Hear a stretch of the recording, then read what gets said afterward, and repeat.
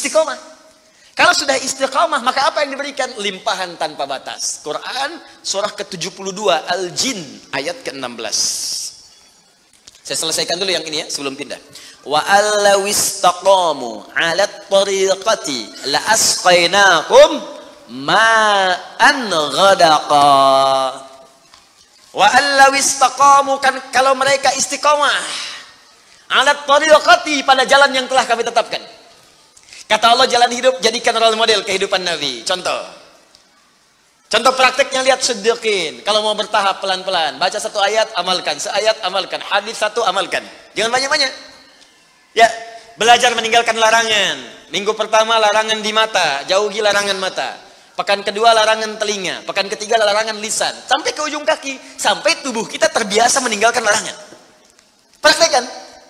Kalau istiqamah, wa allaw istaqamu, kalau kalian istiqamah 'ala tariqati, pada jalan manhaj yang telah aku turunkan ini, la asqainahum ma'an ghadaqa, aku akan limpahkan kepada mereka rizki yang tanpa batas. Karena kalau disampaikan dalam keadaan azan, itu berpeluang besar benarnya. Karena itu dan Al-Quran tidak ada yang salah. Ma'an ghadaqa di ayat ini bukan berarti air, tapi gambaran dari limpahan yang tiada bertepi. Bukankah kalau dalam saat haus paling enak minum air? Bukankah kalau energi itu hilang, air yang datang bisa menguatkan kembali? Ya kan? Bukankah air bisa menjadikan yang kotor menjadi bersih? Maka rizki itu sifatnya luas. Bisa jadi kemudian materi, bisa uang, bisa ketenangan, bisa limpahan keturunan, dan sebagainya. Istiqamah. Ada satu yang kalau ini benar dilakukan, bukan sekedar rizki, tapi Allah akan mengutus satu malaikat yang menjaga kita sampai wafat. Apa yang dimaksudkan? Kita lihat setelah menunaikan salat isya berjamaah. Subhanakallahumma wa bihamdika asyhadu an la ilaha illa anta astaghfiruka wa atubu ilaik. Assalamualaikum warahmatullahi wabarakatuh. Maka penting diketahui, Allah memberikan pesan kepada kita untuk istiqamah di jalan Allah. Ambil role model yang jelas, ambil keteladanan yang benar, lalu pelan-pelan praktekkan semampu kita. Jangan terburu-buru juga.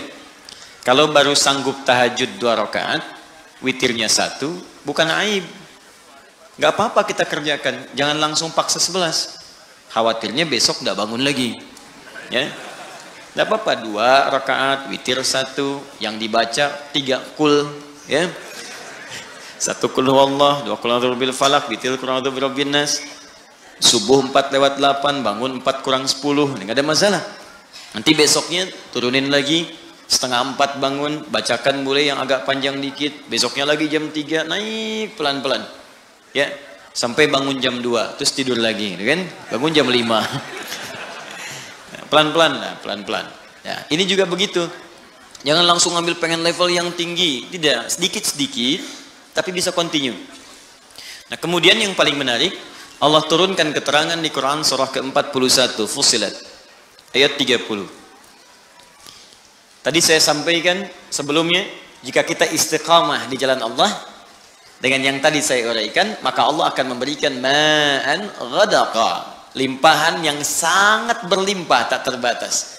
Ya, digambarkan, diilustrasikan dengan air. Air kan kalau melimpah itu, ghadaqa itu datang dengan melimpah. Ya, kayak air sungai yang deras gitu kan, arusnya kencang. Itu kan kalau arus kencang nggak mungkin selebar sedotan gitu kan, pasti banyak gitu ya. Nah, itu seperti itu limpahan rezeki yang kadang tak terbatas. Sampai kita mengatakan dunia ini kecil ternyata. Nah, ada lagi yang hebat. Apa amalannya? Innalladzina qalu rabbunallahu tsumma istaqamu. Awas, kalimatnya sama-sama nih. Istiqamah, istiqamah. Istiqamah di jalan Allah ketika sudah Allah turunkan model kehidupan yang diikuti. Pakai inna, harfu nasbin wa taukidin tansibul isma wa tarfa'ul khabara mabniun 'alal fathi la mahalla lahu minal i'rabi. Paham? Tidak.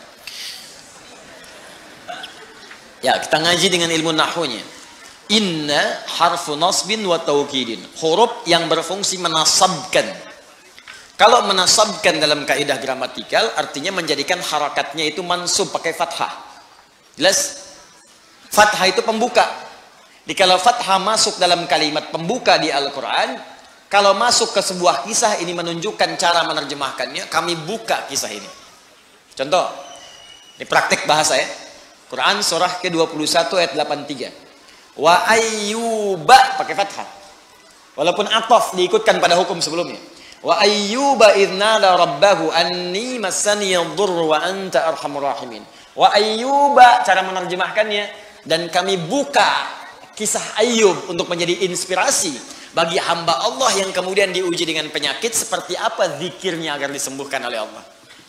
Makanya di akhir ayat 84-nya ditutup dengan kalimat wa dzikra lil 'abidin. Kisah ini akan jadi pengingat bagi hamba Allah yang saleh yang saat diuji dengan penyakit dia berzikir seperti Ayyub melakukannya, maka saya berjanji akan menyembuhkannya. Itu mansub. Nah, kemudian kalau kita tarik ke balaghah, nasab itu artinya sesuatu yang ditancapkan dengan kuat. Nasabar rajulu asahu, seorang lelaki menancapkan tongkatnya dengan kuat alal ardi, ke tanah, sehingga tidak goyang. Nah, kalau ada kalimat dalam Al-Quran dibuka dengan inna, inna harfu nasbin, huruf yang menguatkan, maksudnya informasi yang disampaikan oleh Allah di ayat ini tancapkan ke hati kita dengan kuat, dan jangan goyang. Kalau tidak goyang berarti nggak ada keraguan. Sebab kalau masih goyang, ragu namanya. Berangkat gak ya? Berangkat gak ya? Berangkat gak ya? Nah, ya? Sudah, kalau sudah mantap, lakukan. Berangkat, lamar dia sekarang. Ya, misal, ya. Ya. Datang ternyata belum kenal gitu kan, main lamar aja. Baik, bisa. Cek dulu, maksimalkan dulu, nasab, tancapkan pada jiwa.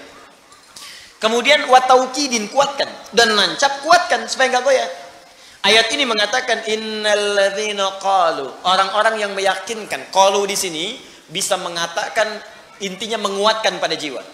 Ya, kalimat untuk menguatkan itu bisa dikatakan. Ini secara psikologi, kalau ingin orang menguatkan sesuatu, dia katakan tuh, saya bisa, saya bisa, saya bisa. Ya, kamu bisa, kamu bisa, kamu bisa. Itu yang punya teorinya kita di Al-Quran. Yang praktekkan orang Jepang, orang Korea. Ya, waktu ada benteng Takeshi itu kan, kamu bisa, ya, taklukkan Takeshi. Orang Korea itu kalau kecil-kecil dari TK, nyusul Jepang, disusul sampai sekarang. Jepang punya Honda, dia punya Hyundai. Ya, Jepang punya ini, dia punya ini. Jepang ke Piala Dunia, dia ke Piala Dunia. Naik terus. Ya, itu yakinkan pada diri kita, bisa nih, bisa nih, kuat. Nah, jadi innalladzina qalu rabbunallah, orang-orang yang meyakinkan pada jiwanya dan tidak goyah, rabbunallah. Dalam setiap situasi dia bersandar kepada Allah. Dan kalimat yang disebutkan Rabb, kalimat rububiyah, yang merawat, memberikan kebutuhan, memaafkan kalau salah, mengampuni kalau dosa, menjaga, menyembuhkan kalau sakit. Rabb itu namanya. Makanya sering kalau kita berdoa menggunakan kalimat Rabb.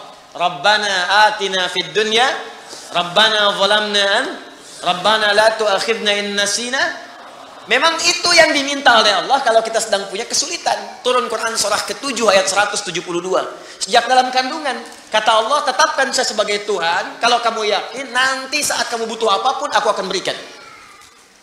Wa idh akhadha rabbuka min bani adama min zuhurihim dzurriyyatahum wa ashhadahum ala anfusihim alastu bi rabbikum qalu bala syahidna. Rabb, maukah engkau menetapkan aku sebagai Tuhan? Kalau terlahir aku akan berikan segala kebutuhanmu. Sakit aku sembuhkan, salah aku maafkan, dosa aku ampuni. Butuh aku berikan, segala yang kamu inginkan kalau kamu butuhkan dalam kebaikan aku akan kabulkan. Rabb.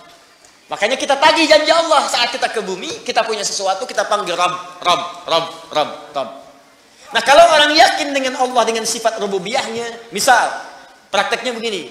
Kalau Anda sedang sakit, yakin Allah pasti sembuhkan. Lalu ikhtiar. Yakin dulu sama Allah.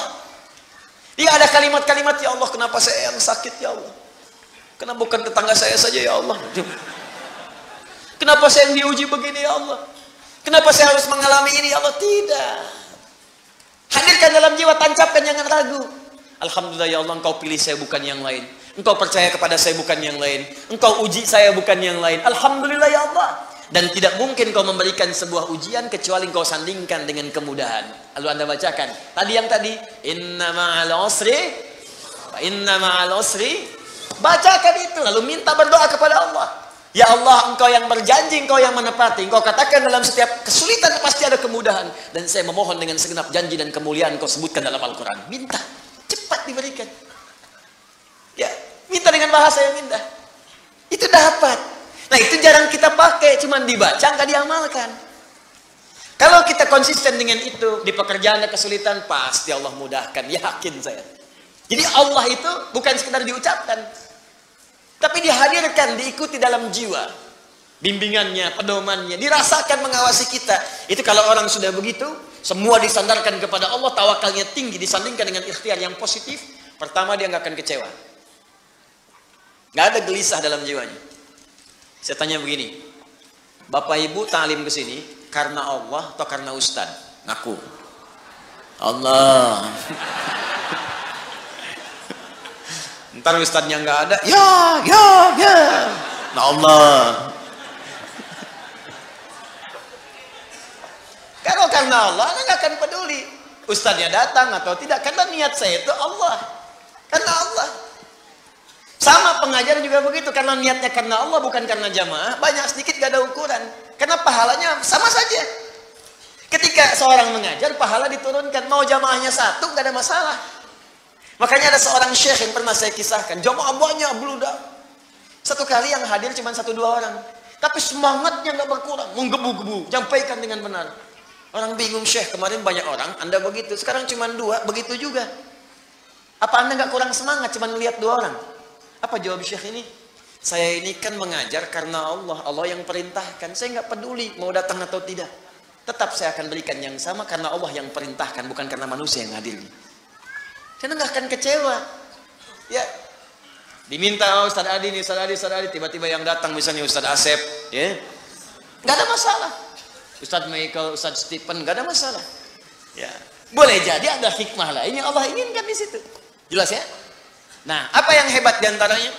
Innalladzina qalu rabbuna Allah. Orang-orang yang tawakalnya kuat kepada Allah. Lillah, ikhtiar lillah. Cari kerja karena Allah. Nggak dapat hari ini, alhamdulillah Allah ridha. Yang penting ridha dengan ikhtiar saya.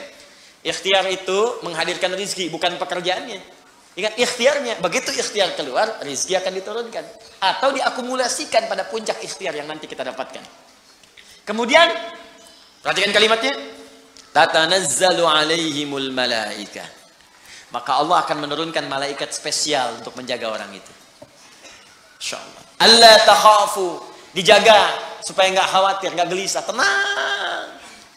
Kan orang tawakal itu tenang, enak. Jalan hujan, alhamdulillah. Macet, alhamdulillah. Selalu ada solusi. Di rumah tangga ada persoalan, insyaallah selesai. Insyaallah selesai. Gitu aja gitu nih. Kata-kata kasar itu nggak harus keluar. Tangan-tangan diletakkan pada tempatnya. Ya, piring-piring punya haknya. Pintu juga punya haknya. Semua ada. Itu gambarannya. Jadi malaikat itu turun memberikan ketenangan pada jiwanya. Jangan marah, sabar, tenang. Wala tahzanu, nggak sedih dengan kehidupan yang dialami. Bukan nggak punya masalah ya, ada. Ya, huzan itu sedih berlebihan. Bukan berarti nggak kecewa. Kadang ada kecewa, tenang lagi. Ya, perasaan itu ada. Ya, kadang-kadang dapat ini kecewa, ada wajar. Nabi menangis, Nabi kecewa, ada.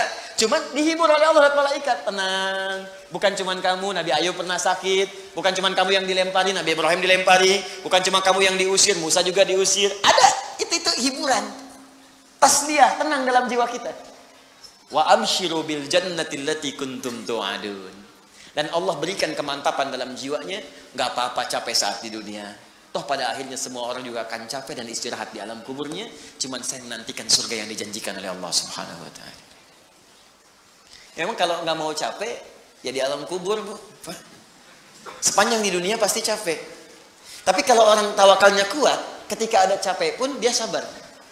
Nah, itu kalimatnya. Jadi itu penutup dalam kalimat suratal ladzina an'amta alaihim. Jadi kalau ingin nikmat, ikuti pola hidup orang yang dulu itu seperti apa, keluarkan sesuai konteksnya kita bekerja sebagai apa, nilainya praktekkan oleh kita dan istiqamah di jalannya.